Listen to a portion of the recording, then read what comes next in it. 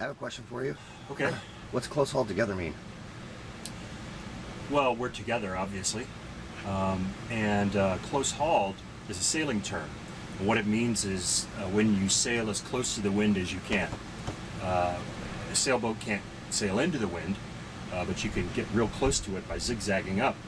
And it's a difficult way to sail because the wind is heeling you over, and the waves are generally hitting you at the bow.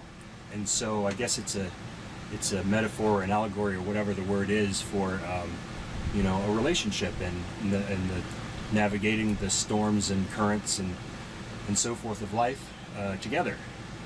That's it. Also, beam reaching together would have been too dirty.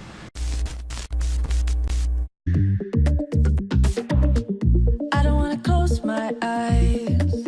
I'm on a momentum swing. Don't wanna miss anything. I don't wanna compromise. We're at all-time highs. I see it in your eyes.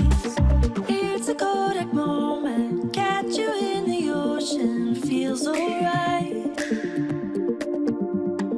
I can feel the heat, rhythm in my feet, and it feels alright. Let yourself fall back slowly. Time is on our side. We're burning up inside. Let yourself be the only. Spark it up and fire. We go higher, higher.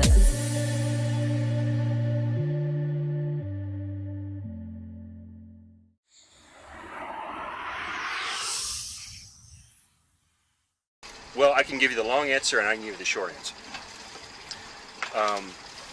The long answer is that I've been grinding away at my career for 12 years now.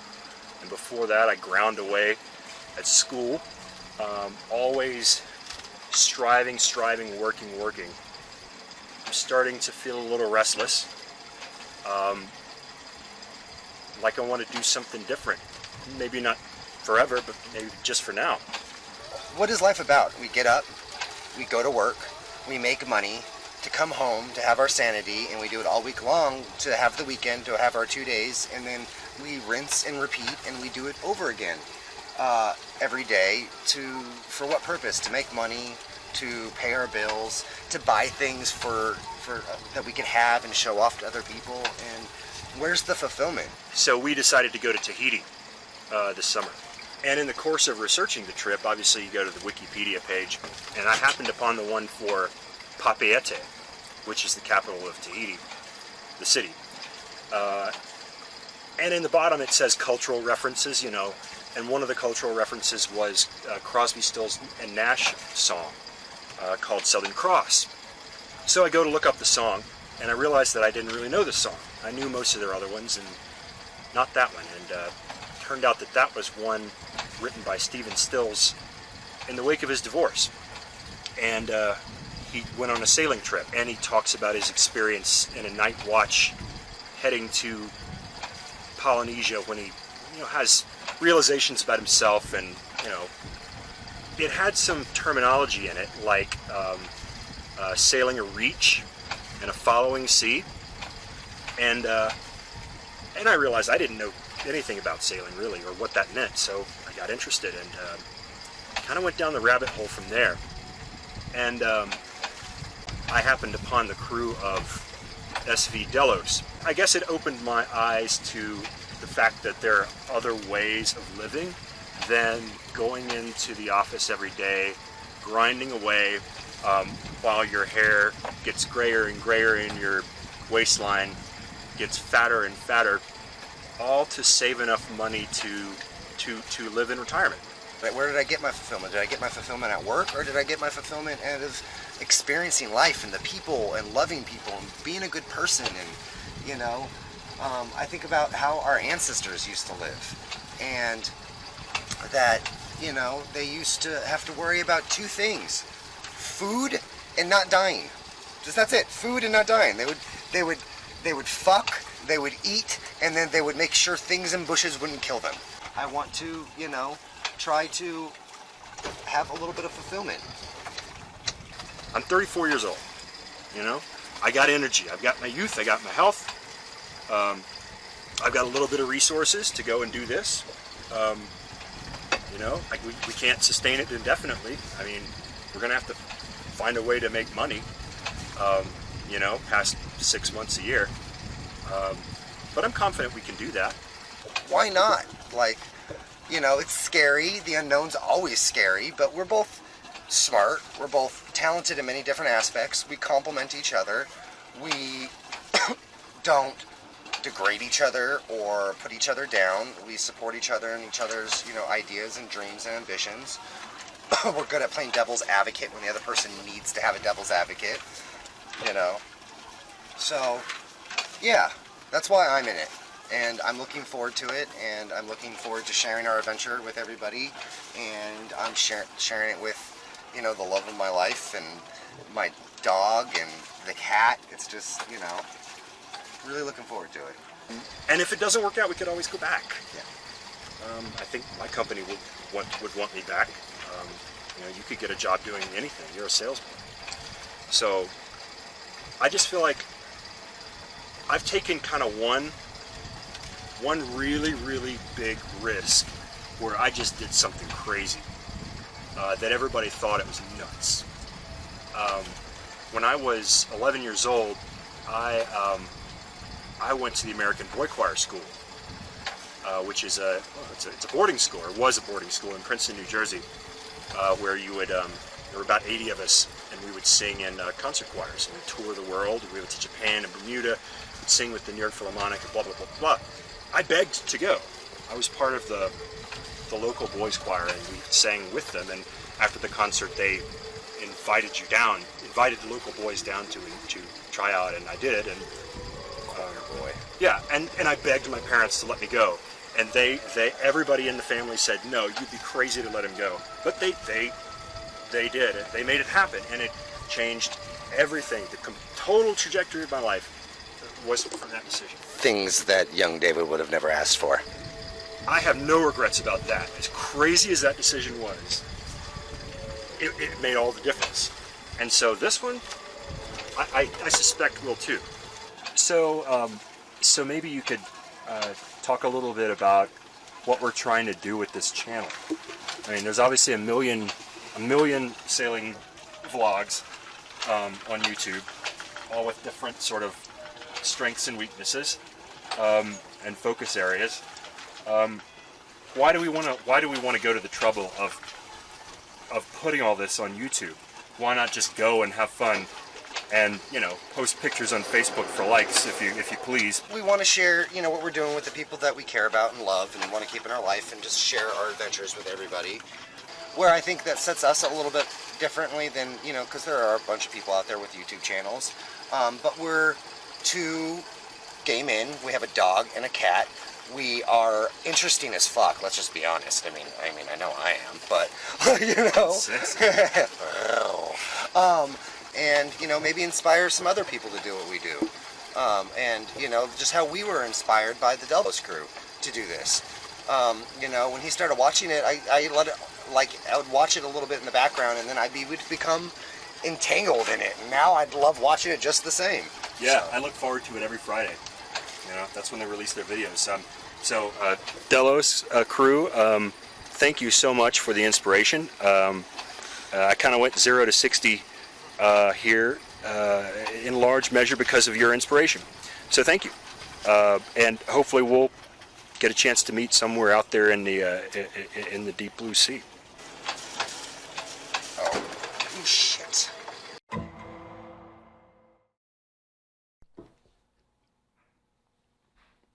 Okay, good evening. This is Sunday night, 2 days before the boat is being hauled out of the water with all of our stuff in it and being transported to South Florida. We are in the midst of packing the apartment right now. Welcome to the land of chaos. Today is the day before the truck comes for the boat, so everything has now been loaded into the boat except our clothes and personal effects. And you can see the state of the place. Goodwill stuff, stuff going to my mom's house, stuff that's yet to be categorized, a bunch of boxes. Here's David. He's just come back from somewhere. I don't know where. David is packing. It's my talent. It's one of my many, many talents. Champion Tetris player David is he's packing kitchen stuff and tools and random stuff up here in the V-berth. There are a bunch of spare sails underneath the V-berth. Way more than we probably need. I mean, I don't know if this guy carried all these sails with him or not. It's like we have 18 fucking sails. There's sails everywhere. We have sails coming out of our ass. I mean, most of this stuff is going to be given away as well. I mean, we have accumulated things going to the boat just in this closet. Everything else is either staying or being given to someone else or away. Well, this is one of the last times that we're going to be driving this route, or really any route in Atlanta. We just turned onto Monroe Avenue from Piedmont. David's at the helm. Yes, as usual. David drives on land. I usually drive at sea. Currently. Give me a little bit of time. Yes. That's our present arrangement, and it seems to work pretty well. Yes, it does. Thought we'd give you an update about where we are. A bunch of stuff has happened. Basically, today is Sunday, January the 12th, 13th. Yep. And the truck comes in 2 days to pick up our boat. We had the mast pulled on Friday.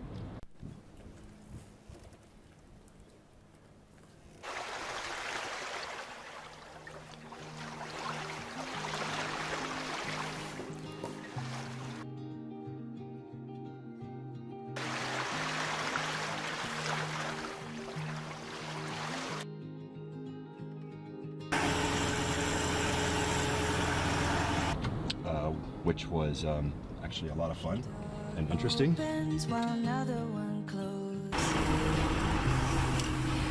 how it always goes.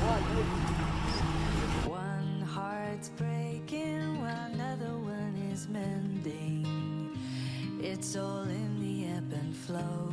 If I had to, I could go alone. I don't ever need to, because I have a home somewhere to run to. I could live alone in the woods, not a single sound, but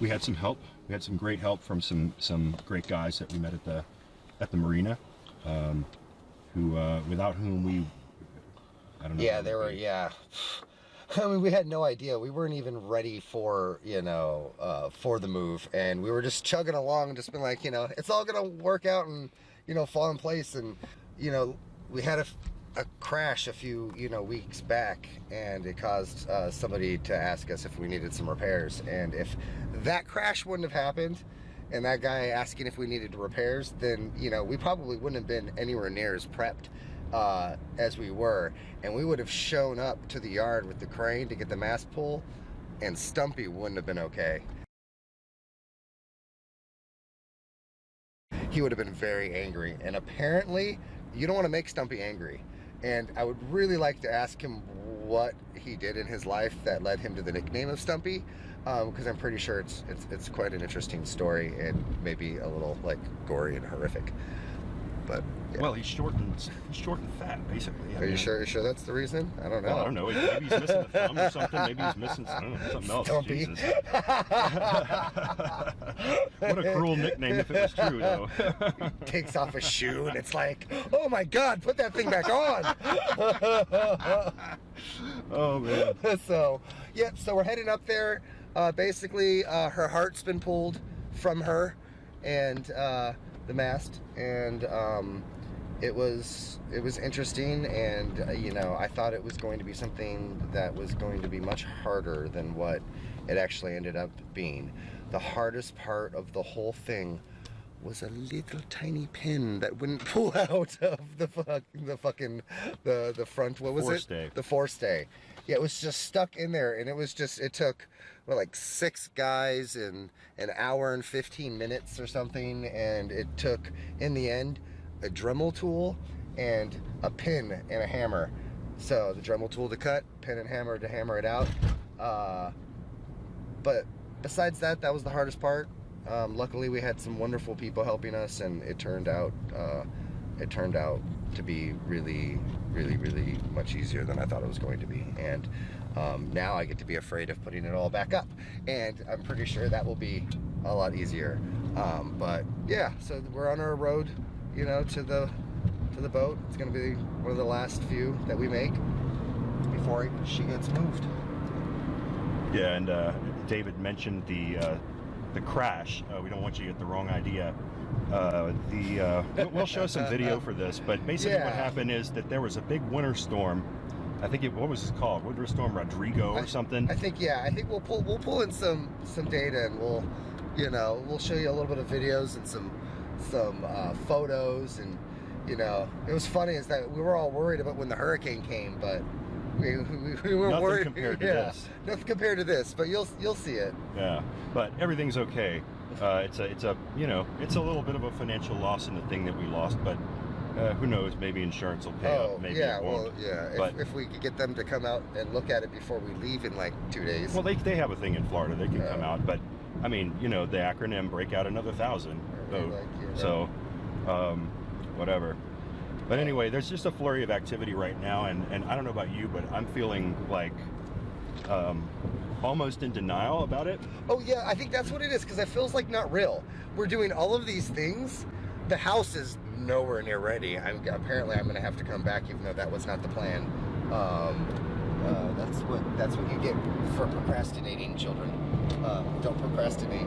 Yeah, but you know the magic of procrastination is that when you procrastinate and you only give yourself a little bit of time, it only takes that little bit of time to get everything done. Yeah, exactly. So if you give yourself 2 weeks, it would take 2 weeks. It would take 2 weeks to get it done. Because you've become my home.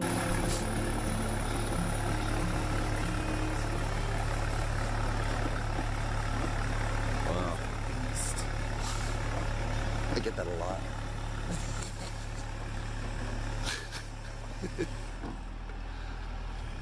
How's the weight, look? Weight? Yeah. That's good. You want to move it up further? You look up the right you. Because you've become my home.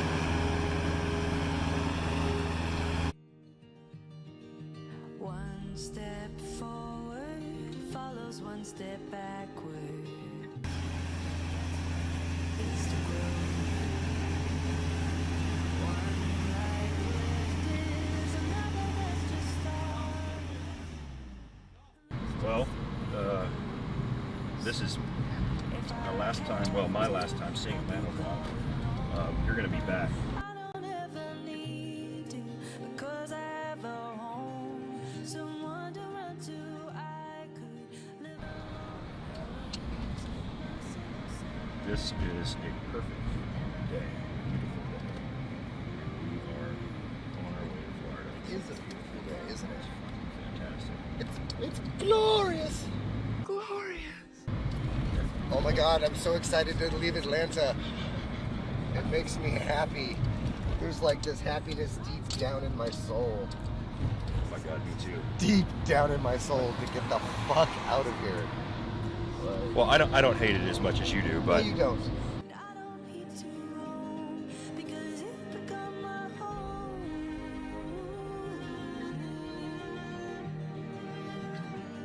Because you've become my home.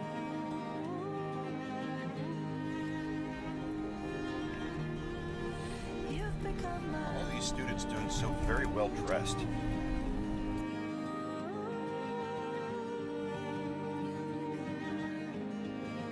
You've become my home.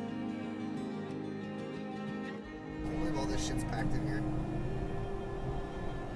was trying to avoid that by putting all this shit in the boat. Well, we kind of ran out of time on the boat. Well, we forgot to bring it with us. And forgot to bring stuff with us, of course. Hey, what, like my new glasses? Don't it look sexy? Actually, I think I look like my dad. Well, I've seen some pictures from like the late 60s where my dad had some heavier rimmed glasses. If I put on a, white button-down sleeveless shirt with a skinny black tie, I'll look just like him. Well, Turnerfield. Bye, Turnerfield. Here we are, on the move to Florida. We had some pretty good times in Atlanta, as well as some pretty shitty times too. Now, we're looking forward to sharing the adventures together. The good times, the tough times. We don't have any idea what's ahead. But if it's one thing we've learned, we can do anything together.